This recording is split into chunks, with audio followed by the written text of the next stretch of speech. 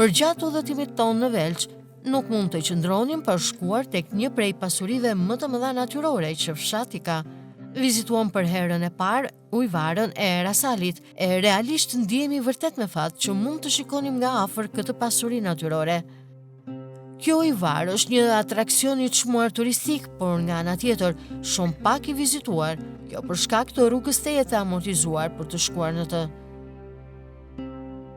Fatkeqësi që në Velç kjo ujvar është në këtë gjendje, shumë pak din për të. Madje ka edhe banor të Velçës, të cilët nuk e kanë vizituar ndonjëherë për shkak të rrugës së rrezikshme në shpatin e malit, e cila rrëshqet, duke mbetur e bllokuar ndër vite.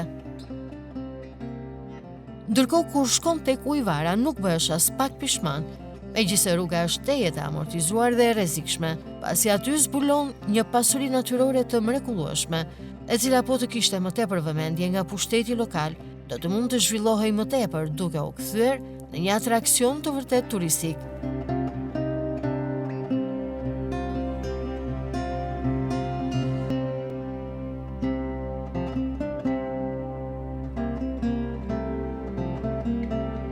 Gjatë udhëtimit ton në Velç me grupin e xhirimit të Blu Televizion, nuk mund të rinim pa u ndalur edhe në ujvarën e Erasalit. Një atraksion turistik, por njëkohësisht edhe një vend shumë pak i zbuluar për shkak edhe të rrugës në shpatin e malit, e cila e vështirëson ardhjen këtu.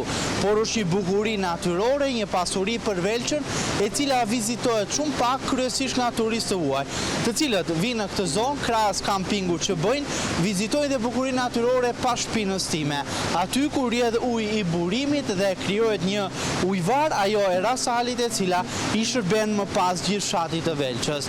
Ndërkohë, ju ftojmë të zbulojmë pak nga kjo magji natyrore e cila ndodhet në fshatin në Velç.